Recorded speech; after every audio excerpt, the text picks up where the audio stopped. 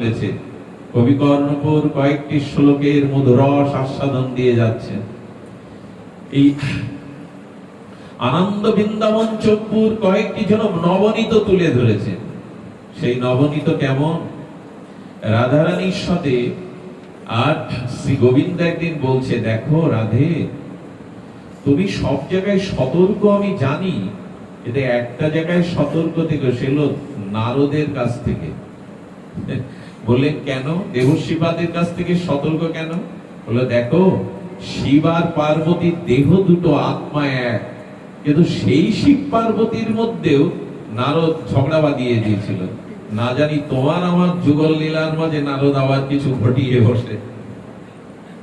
আচ্ছা, নারদ কি সত্যি বাঁধিয়ে দেয়?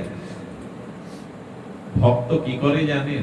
ভক্ত রাধারানীর সুন্দরের প্রেম, সুন্দরের প্রেম বিবর্ধনের জন্য মাঝে মাঝে এরকম করে দেয়। মনে আছে তো, একদিন কৈলাসে গিয়ে পার্বতীকে বলছেন, ও মা, আরে তোমাকে মিথ্যা কথা বলে ফাঁকি দিয়ে এতদিন এসেছে, বলুন তো এই বাঁধানোর দরকার আছে? মা, তোমাকে রহস্য সত্য কথা বলেনি শিব শঙ্কর। বলে কেন? ওনার গলায় যে নরমণ্ডের মালা আছে, ওই মুন্ডটা কার একবার জানতে চেয়েছো? এত আদর করে গলায় ঝুলিয়ে রেখেছে, বলুন তো এই বাঁধানোর কোনো মানে হয়? পার্বতী মা বলছেন, জগন্মাতা, তাও তো ঠিক, কোনোদিন তো বলেনি। বলে আজকে আসলেই জিজ্ঞাসা করবে, না বলতে চাইলে বলবে আজ থেকে জলন্ন ছেড়ে দেব। মান করবে, অভিমান করবে। আপনি এই লীলা সবাই জানেন, এক আত্মা দুই দেহ। তবু কৃষ্ণচন্দ্র আমাদের গোবিন্দ রাধারানীকে বলছে, নারদের কাছ থেকে একটু সতর্ক থেকো। বলেন, ভয় নাই, আমার সতর্কতা আছে শ্যাম সুন্দর। নারদ বিনা যন্ত্রে বসে গোবিন্দের গুণগান করতে শুরু করলেন। গোবিন্দের গুণগানের বিনা যন্ত্রে আকাশ বাতাস মুখরিত করে দিব্য সংকীর্তনে, নারদজির সেই মহা সংকীর্তনে গোবিন্দ এত প্রীত হলেন, এসে বলছেন, দেবশিবা, আপনার এই বিনা ঝঙ্করে সুললিত রাগ রাগিনী আলাপে আপনি যেভাবে কীর্তন করছেন, আকাশ বাতাস আমার চিত্ত মুখরিত বর চান। দেখুন, কোন ধনী ব্যক্তি, সামর্থ্যবান ব্যক্তি আপনার ব্যবহারে খুশি হয়ে যদি কিছু দিতে চায়, সঙ্গে সঙ্গে কিছু চাইবেন না, ওটা কিছুটা জমা রাখবেন। খুব প্রয়োজন যেদিন লাগবে সেই দিন তাকে বলবেন। নারদ বলছে, প্রভু, বরটা দিতে চাও, কিন্তু আজ আমি তোমার কাছ থেকে এই বর নেব না, প্রয়োজনে আমি চেয়ে নেব। বলেন, যথার্থ তাই হোক। এরপর থেকে নারদ খুঁজতে লাগলেন বর চাওয়ার সময় কখন, কিভাবে এই লীলার রস আস্বাদনে আর ব্রতী হতে পারে। সুধীবৃন্দ, এই শ্রাবণের ঘন মেঘে ঝিরি ঝিরি বৃষ্টিতে বৃন্দাবনে গোবিন্দের মনে পড়লো ঝুলন লীলার কথা। আর ঝুলন লীলাতে রাধারানীকে বর্ষণাতে নিমন্ত্রণ জানালো সখীদের দিয়ে, আগামী দিন ব্রজ বিপিনে আসবে, আমরা দুজন মিলে সখী সঙ্গে মঞ্জুরির সঙ্গে এই দিব্য বৃন্দাবন বনকাননে বনবিথিকায় আমরা আনন্দে দোলুদ দোলনায় দোল খাবো। রাধারানী নিমন্ত্রণ পেয়েছেন। এদিক দিয়ে নারদ লেগে আছে কি করে এই প্রেম ও রস বিবর্ধন করা যায়। এসে দেখছে ললিতা, বিশাখা, সখীগণ গোবিন্দকে সাথে নিয়ে ঝুলনের জন্য দোলনা তৈরি করছে। এই এমন একটা করা হয়েছে। গোবিন্দ রাধারানীকে নিমন্ত্রণ করে নিজেই প্রেমময়ীকে বসাবে বলে নিজেই কাজ করছে। আর ললিতা কি করছে জানেন? ললিতা একটা মালা গাচ্ছে। ঠাকুরানীর গলায় বা গোবিন্দের প্রিয়তমের গলায় মালাটা দিলে, আচ্ছা, দোলনাতে দোল খেতে খেতে মালাটা যদি বেশি প্রলম্বিত হয়ে যায় তাহলে ওটা বেঁধে যাবে। আবার গলার কাছে আসলে ওই দুলতে গিয়ে গলায় কিছুটা কষ্ট হতে পারে। মালাটা কোন পর্যন্ত দেখুন, সেবা করতে গেলে এই বুদ্ধি থাকতে হয়। আপনি দোলনায় যখন তুলবেন প্রিয়কে, তখন মালাটা কতটা প্রলম্বিত হলে, কতটা খাটো হলে আমরা ভাবি তো সেবার সময় সেবাটা তার কি করে সুখ হয় এই ভাবতে। আপনি চন্দন বাটছেন, তবুও মাঝে মাঝে গোপীরা চন্দন বাটতে গিয়ে ওই পাথরের শিলে বাটতেন না। কারণ কি জানেন? এই বাটতে বাটতে পাথরের কণা যদি এতে লেগে যায়, আমাদের প্রিয় পরমের অঙ্গে ব্যথা লাগবে। মাঝে মাঝে হাতে চন্দন ঘষতেন। চিন্তা করতে পারেন, তারা যখন রাধারানীকে শয়নে দিতেন সখীবৃন্দ, তখন ফুলের কুসুম পাপড়িগুলো যার স্পর্শ ঠেকালে অনুভূতি হয় না, এমন পাপড়িগুলো ফোঁটাবাদ দিয়ে শক্ত অংশ দিয়ে আর ওই রাধারানীর ফুলসজ্জায় তারা ওই ফুলের পাপড়ি দিয়ে দিত, যাতে শক্ত অংশটাও ওই কমল নবদিত শ্রীঅঙ্গে প্রেম অঙ্গে যাতে ব্যথা না লাগে। সেবা কি এমনি হয়? তার সুখ হচ্ছে কিনা এটা ভাবি তো। আমি ঘরের মধ্যে তিন চারটে ফ্যান চালিয়ে রেখেছি, ঠাকুর ঘরে কোনো বাতাসের ব্যবস্থা নেই। আমি এক মাকে দেখি বৈশাখে 5-7 বার জল সেবা দিতে যায়, যুগলকে নিতাই গৌরকে বলি, মা এরকম বারবার জল সেবা দেওয়ার বিধান আছে শাস্ত্রে? বলে শাস্ত্র জানি না, তা আমার যখন গরমে পিপাসা পায় মনে হয় শ্যামসুন্দরেরও পিপাসা লেগেছে। এই যে তার সুখের ভাবনাটাই সেবা। শুধু ঘন্টা নাড়লেই সব হয় না, সামনে শুধু সবকিছু আয়োজন করলে তার সুখ হচ্ছে তো। আজ গোবিন্দ রাধারানীকে প্রেমময়ীকে এই ভাবময়ী লাদিনী অধীশ্বরীকে বসা বলে নিজে হাতে, আর ললিতা মালাটা গাচ্ছেন। তখনকার দিনে বিনা সুতার মালা গাঁথতে হতো, পারবেন তো? আজও দক্ষিণ ভারতে বিগ্রহকে মালা দেয় কি একটা গেতে, সুতার ব্যবহার নেই, সুসের ব্যবহার নেই, এইভাবে করে। এটা খুব সহজ না। ললিতা বারবার মালা ভেঙে ফেলছেন, আবার করছেন। নারদ গিয়ে উপস্থিত, নারদ উপস্থিত বলছে, ললিতা এটা করছোটা কি? বলে ঠিক বুঝতে পারছি না, মালাটা কতটুকু আয়তন হলে দোলনায় দুলতে গিয়ে এটা শোভাবান হবে, অঙ্গে ব্যথা পৌঁছাবে না। এতটা ভাবনা, আহা এতটা ভাবনা। ভাবনার কথা কি বলবো। কুরুক্ষেত্রে বৃন্দাবন আর দ্বারকাবাসীর মিলন হয়েছিল, মনে আছে? সূর্যগ্রহণের ছলে ওই সময় রুক্মিণী দেবী প্রথমে রাধারানীকে দেখতে গেছিলেন, জীবনের প্রথম। যে রাধা রাধা বলে গোবিন্দ স্বপ্নে কেঁদে ওঠে, বালিশ ভিজিয়ে ফেলে, কে রাধা? আমি রুক্মিণী, পৃথিবীর অনন্য সুন্দরী, আমরা অষ্ট প্রেয়সী বরা, কিন্তু গোবিন্দ রাতে রাধা গোপী বলে কেঁদে ওঠেন, কে রাধা? রাধা রানী যে তাঁবুতে আছেন, ঢুকতে গিয়ে ললিতা দুয়ারে দাঁড়িয়ে, ললিতার রূপ মাধুর্য থেকে লুটিয়ে পড়েছেন, তুমি তবে রাধা? বলে যাকে দেখতে এসছো আমি তার দাসী মাত্র। দাসীর যদি এই রূপ হয়, ঠাকুর রানীর কি রূপ? ভেতরে প্রবেশ করে রাধারানীর চরণের দিকে দৃষ্টি গেল, সেই চরণ দুখানার এত সৌন্দর্য বিমোহিত, সৌন্দর্য না হলে আমাদের গোবিন্দ বুকে জড়িয়ে ধরেন, মাথায় ধরে কাঁদেন। ওই চরণ যেন তেন হলে কি গোবিন্দ দেহি পদ পল্লব মোদারাম বলে মস্তকে ধারণ করেন, বুকে ধারণ করেন। ওই চরণ দেখে বিমোহিত হয়ে লুটিয়ে পড়েছে রুক্মিণী দেবী চরণে। চরণ দর্শন করে কি বলেছিল জানেন? আমি আর গোবিন্দের কাছে ফিরে যাব না, আজ থেকে তোমার দাসী হয়ে থাকবো।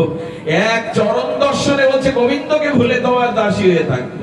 আহা, সেই চরণ যারা হৃদয়ে ধারণ করে, ধ্যান করে, না জানি কত ভাগ্যবান। জগৎবন্ধু সুন্দর 14 বছর এই রাধারানী চরণ ধ্যান করেছিলেন। আর ওই ঘরের পাশ দিয়ে যারা যেত তারা দিব্য অপার্থিব গন্ধ পেত। যারা রাধারানীর চরণ চিন্তা করে তাদের অঙ্গ দিয়ে সুগন্ধ। বৃন্দাবনের অনেক মহাত্মাকে দেখবেন, তারা প্রসাধনী মাকে না, সেন্ট মাকে না, কিন্তু কাছে গেলেই দেখবেন একটা দিব্য গন্ধ আসছে। এই যে রাধারানীর চরণ চিন্তা, যা ফুলগুলো গন্ধ কোথায় পেল জানেন? রাধারানীর চরণের অঙ্গগন্ধ এই বসুন্ধরায় স্পর্শ করেছিল, তাই মাটির মধ্য থেকে ফুল গন্ধ রেণু আমাদের জন্য বিলায়। ওই চরণ স্মরণ করলে হৃদয় একটা সুগন্ধ পাবে। আর রুক্মিণী দেবী রাধারানী সেবার জন্য একটু দুধ নিয়ে গিয়েছিল। রাধারানীকে সেই দুগ্ধ সেবা করে ফিরে এসে রাধারানী পাঠিয়ে দিলেন, এখানে থাকতে হবে না, যাও তার সেবা করো।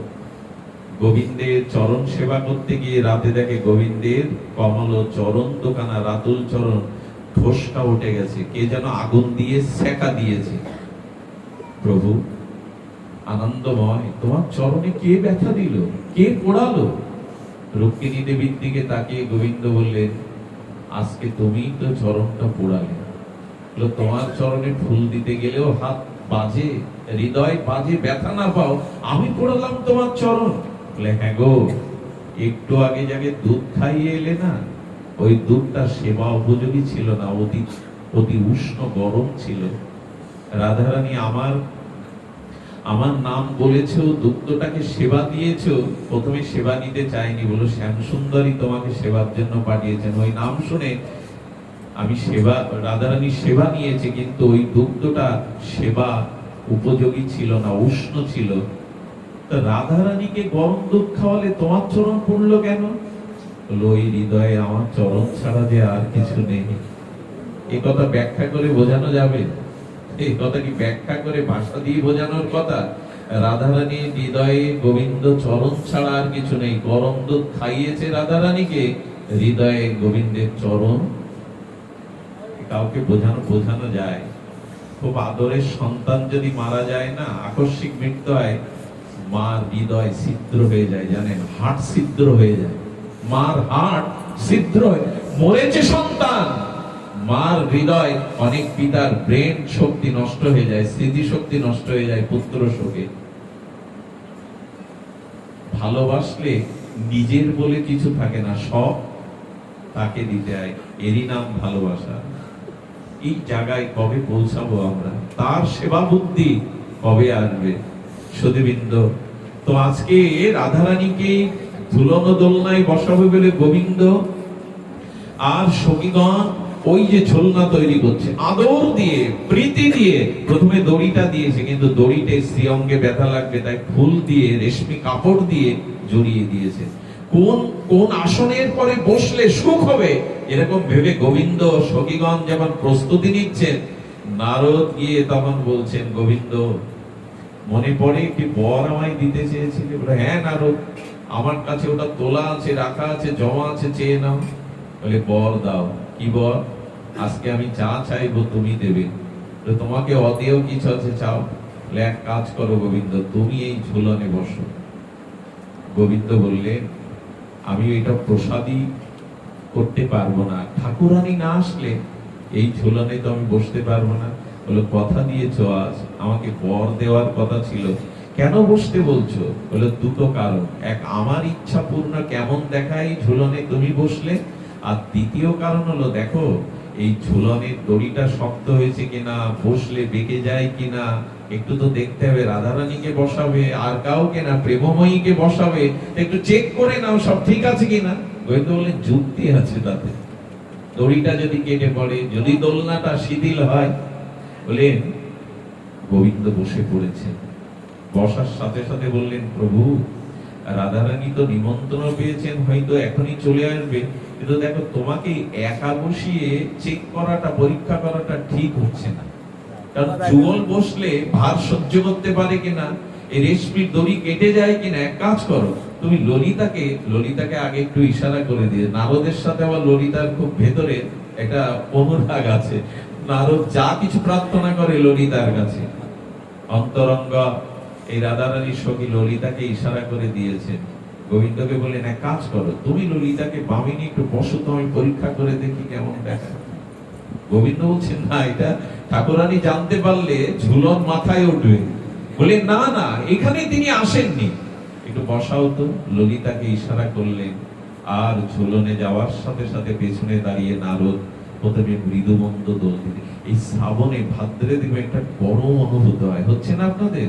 কিন্তু দোলনাতে তুললে একটু বাতাস লাগে।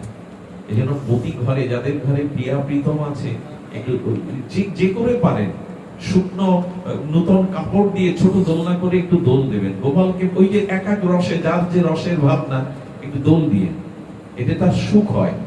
যেই দোল দিতে দিতে, জোরে জোল দিতে দিতে দিতে গোবিন্দ দোলনাতে বিমোহিত হয়ে গেছেন। কেন জানেন? সখীগণ কেউ বিজন করছে, কেউ সঙ্গীতের রাগ রাগিনী গাইছে, গোবিন্দ বিমোহিত হয়ে গেছেন। নারদ ওইখান থেকে এক মুহূর্তেই অদৃশ্যে বর্ষণায় চলে গিয়ে রাধারানী সিঙ্গার করছিলেন। তখন রাধে জয় রাধে যেই বলেছে, নারদ ওই যে বলেছিল, মনে আছে তো গোবিন্দ, ওর থেকে সতর্ক থেকো। রাধারানী কি বলে? ওভার কনফিডেন্স, বলে আমি ঠিক আছি, আমি ঠিক আছি, সবকিছুতে ওভার হতে নেই। বলেন আমি ঠিক আছি।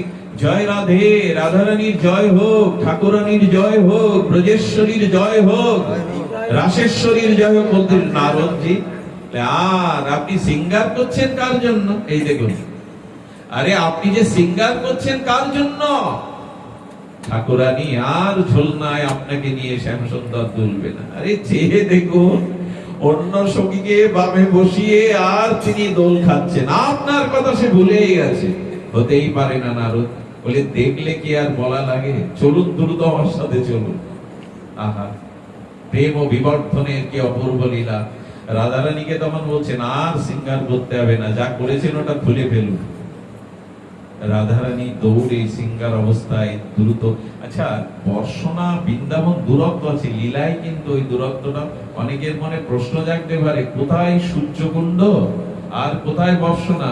একটা রবাদ দেখবেন টানলে লম্বা হয় কিনা, আবার ওটা ছেড়ে দিলে। লীলাটা আমাদের কাছে দূর, কিন্তু লীলাতে, নিত্য লীলাতে ওটা দূর। অনেকেই এরকম সন্দেহ করে, কোথায় বর্ষনা কোথায় মথুরা, কি করে যায় এর মধ্যে? রবারটা ছেড়ে দিলে আবার ছোট হয়, আবার টানলে যোগমায়ার উদ্ভাবনী শক্তিতে, লীলা শক্তি তাদের কাছে এনে দেয়, সময় থামিয়ে দেয় ওখানে। রাধারানী নারদকে সাথে নিয়ে এসে দূর থেকে বলছে, দেখো তোমার ঝোলনায় কে? আচ্ছা বলুন তো। সঙ্গে সঙ্গে নিজের সিঙ্গারটা খুলে ফেলে মানবতী রাধারানী সামনে এসে দাঁড়িয়েছে। গোবিন্দ দেখছেন এই আবেশে বামে ললিতা বসা, আর অমনি করে গোবিন্দ দেখে ভীত সন্তুষ্ট হয়ে রাধারানীর চরণের কাছে যেই যাবে, মানেনি মানবতী রাধারানী। আসলে মানটা কেন নারদীরা করতে গেলেন কেন জানেন?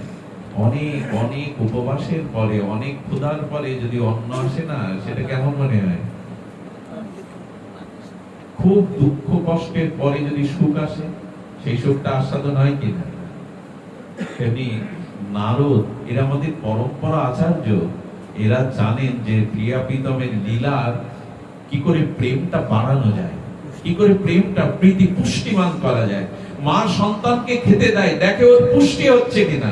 তেমন লীলাতে তাদের সুখ, ওই যে ঘন ঘন নবনবায়ন মা, চিরনূতন একই কৃষ্ণ নাম জন্ম থেকে শুনছি, মনে হয় তো পুরনো, মনে হয় তো অরুচি লাগে তো।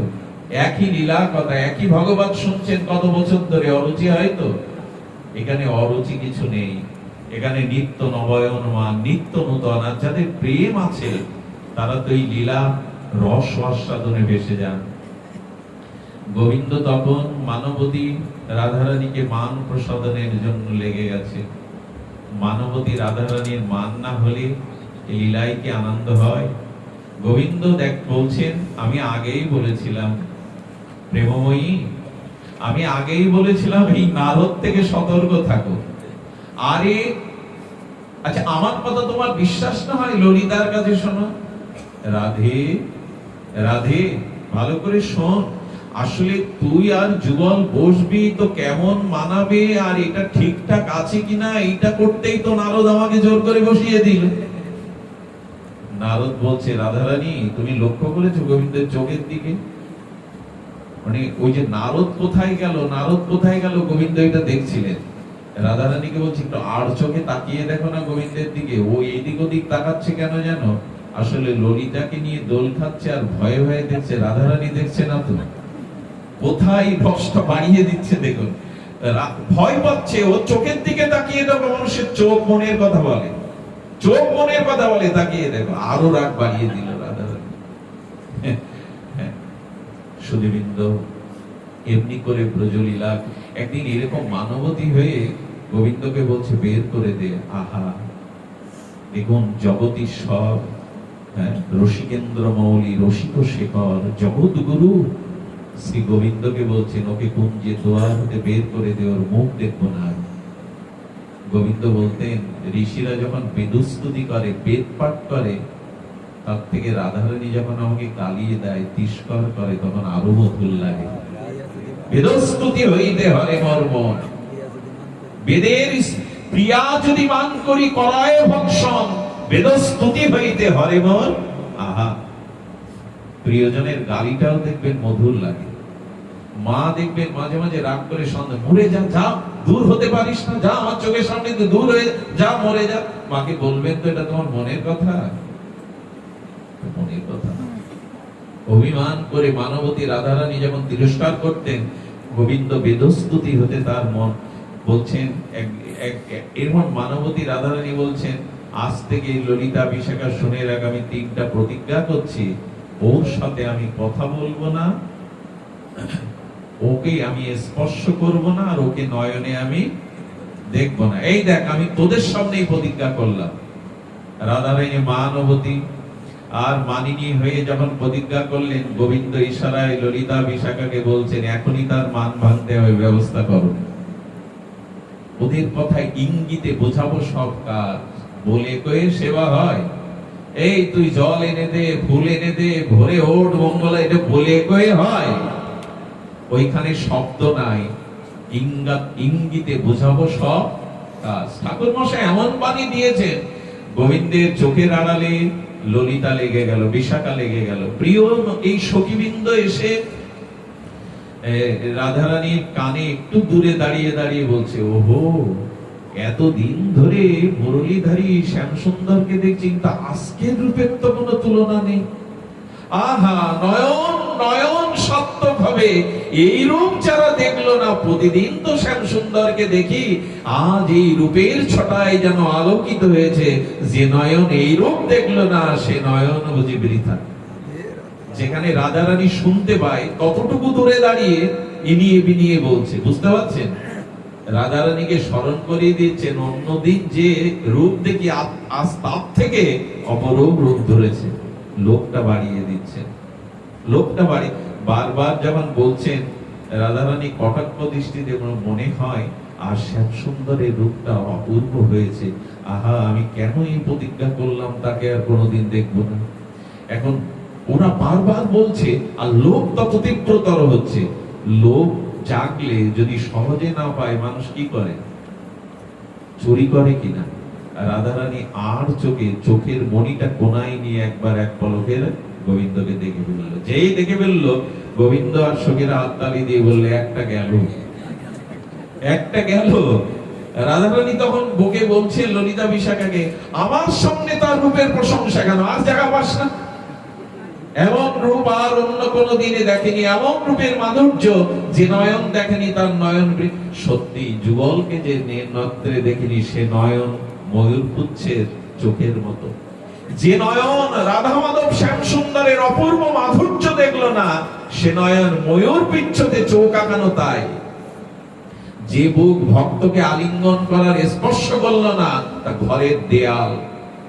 যে কান এই রাধা মাধবের অপ্রাকৃত ব্রজ বিপিনের রস লীলা কথা শুনলো না, সে কান ঘরের চালা মাত্র।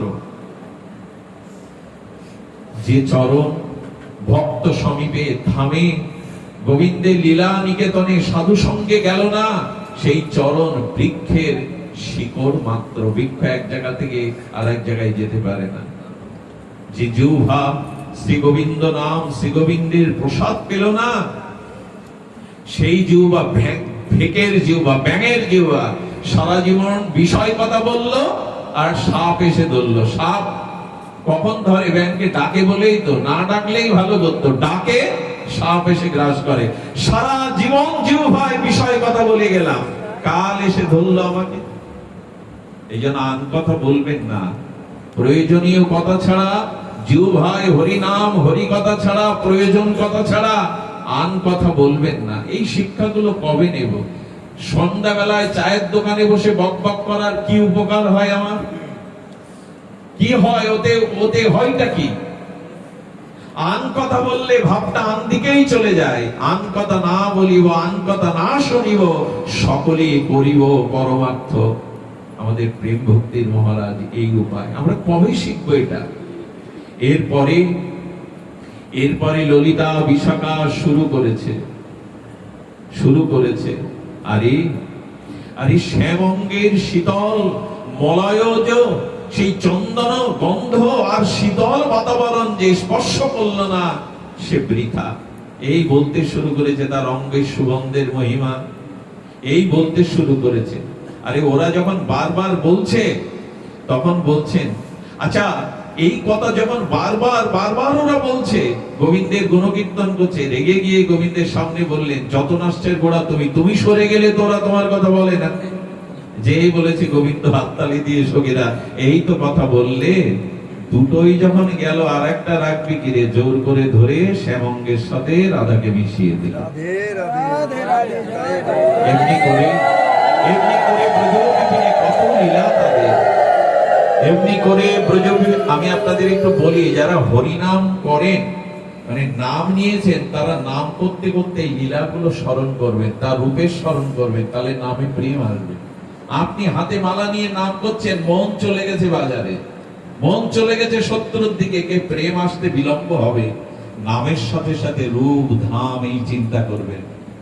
ওই যে বললাম, মনে নিজ সিদ্ধ দেহ করিয়া ভাবন, রাত্রি দিন করো চিন্ত রাধা কৃষ্ণ সেবন বা ভাবন বা স্মরণ করুন। এই লীলা স্মরণই হলো আমাদের প্রকৃষ্ট মঞ্জরি ভাব সাধনার উপায়। তো মানবতী রাধারানীর মান প্রসাদন করতে করতে সখীরা রাধারানীকে গোবিন্দের বামে বসে ঝুলনে বসালেন। এই হলো কর্ণপুর ঠাকুরের এক ঝলক। এই ঝুলনে বসিয়ে কি করতে হয় জানেন? প্রথমে বিধুমন্দ দোল দিতে শুরু করেছে সখীরা, বিশাখা ললিতা দুই পাশে বিজন সেবা করছেন, তারা চামর দোলাচ্ছেন। আর কি করেছেন? সখীগণ দোল দিতে দিতে কেউ বেহালা, কেউ বা সেতার, কেউ বা মৃদঙ্গ, কেউ বা করতাল মঞ্জরি ধ্বনিতে।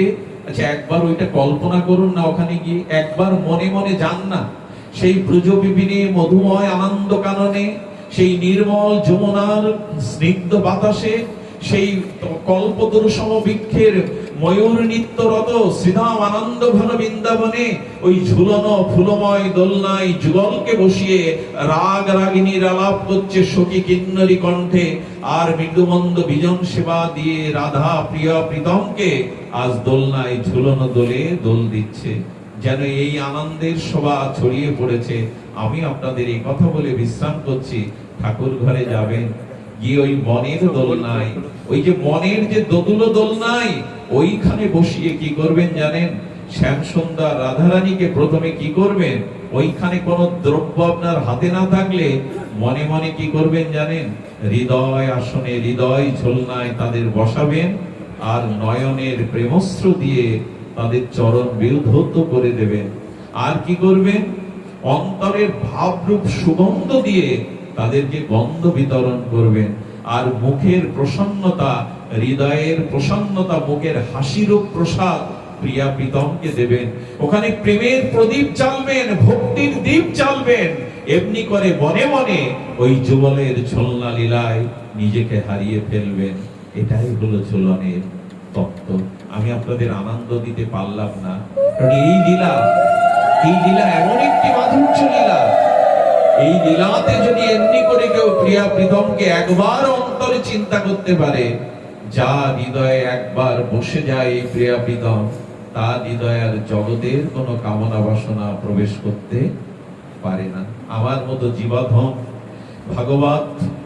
ভাগবত তো অনেক দূরে, নর্দমার বিষয়ের কি যদি এত গরমে একত্রিত হয়ে এই কথাতে আমরা কিঞ্চিত মানসিক শান্তি পাই, আর হৃদয়ে যদি এই ভাবনা, এই চিন্তা কেউ করে, না জানি এই স্মরণ লীলাতে যুগলের সেই আনন্দ প্রেম তার হৃদয়ে ভরে দেয়। এই হৃদয়ের কামনা বাসনা ভরা এখানে ওই যুগল লীলায় বসান। পাচা করিয়া ধন্য হলো আপনাদের পদার্পণে, আপনাদের শুভগমনে। আসুন আমরাও আমাদের হৃদয় সিংহাসনে বসে প্রিয়া প্রীতমকে এমনি করে দোলায়, আর যেতে যেতে ঠাকুর মশাই ওই বাণী, ওই যে ব্রজের ভজনের লালসাটা নিয়ে যায়। একটু অনুরোধ করছি, ধ্যান দিন, এই লালসাটা নিয়ে যান। আমাদের অনুপ পণ্ডিত প্রবারও ভালো করে বলে, সেই লালসাটা নিয়ে যান। একটা কথা নিয়ে যান, একটা চরণ নিয়ে যান, একটা শব্দ নিয়ে যান প্রেম ভক্তির মহারাজের, রাধা কৃষ্ণ প্রাণমোর যুগল জীবনে মরণে গতি আর নাহি। এইটুকু নিন না, জীবনে মরণে তুমি ছাড়া, এই দুজন ছাড়া, এই প্রিয়া প্রীতম ছাড়া আমার কেউ নেই। কালিন্দির কোলে কেলি কদম্বে, একটু যান না, ওইখানে যান না, অনুরোধ করছে, ওইখানে যায়। কদম্বের কোলে কেলি, কদম্বের বন, হ্যাঁ, রতন বেদির পরে বসাবো দুজন। বসাই তো, হৃদয়ে বসাই তো। হেম গৌরী অঙ্গে দেব সোয়া চন্দন গন্ধ, চামর ঢুলাব কবে হেরিমুখ, তাকে এইভাবে আনন্দ দেই। তো এইটা নিয়ে যান না, একটা সেবা নিয়ে যান, এই যুগলের ব্রজের একটা সেবা নিয়ে যান। মালতীর মালা গাঁথি পরাবো দোহার, কই এই সাত তো হয় না। মালা গেতে দোহার গলে পরাবে, অধরে তুলিয়া দিব ওর পুরো, কই দিয়েছি তো রাধারানী, এটা নাও তুমি। আর ললিতা বিশাখা আদি যত সখী বৃন্দ আজ্ঞায় করিব সেবা চরণার। হে সখী, হে গুরু মঞ্জুরি, আমাকে আজ্ঞা করো, আমাকে একটা সেবা দাও, যাতে যুগলের সেবায় ব্রতী হতে পারে। শ্রীকৃষ্ণ চৈতন্য প্রভু দাসের অনুদাস, সেবা অভিলাষ মাগে নরোত্তম দাস। এই সেবা অভিলাষ নিয়ে আজ আমরা এখান থেকে উঠবো, হৃদয়ে সেবা অভিলাষ নিয়েই যাত্রা শুরু করব। এরা অনেক ধনী নয়, কিন্তু মনে অনেক ধনী। এরা আপনাদের চরণ ধুলি প্রার্থনা করেছেন, এই বর্ষণমুখর দিনেও আপনারা কৃপা করে এসেছেন, করুণা করে এসেছেন, এটা তাদের পরম পাওয়া। আগামী অনুষ্ঠান যাতে সার্থক হয়, রাধা মাধব এই অনুষ্ঠান যাতে স্বীকার করে, আমরা এই প্রার্থনা করে সবার মঙ্গল কামনা করে আজকের মতো হরি কথা আর এখানে বিশ্রাম। সেগুলো জীবনযাত্রা উপলক্ষে আগামী 27শে আগস্ট 9 ভাদ্র বৃহস্পতিবার ভাগবত অনুষ্ঠান, বীরশ্রী ইমতলা রাধা গোবিন্দ মন্দির সেবাশ্রম। এই জীবাধমের আসার কথা আছে, এটা 27শে আগস্ট অর্থাৎ বৃহস্পতিবার। আপনারা নিমন্ত্রিত। এখানে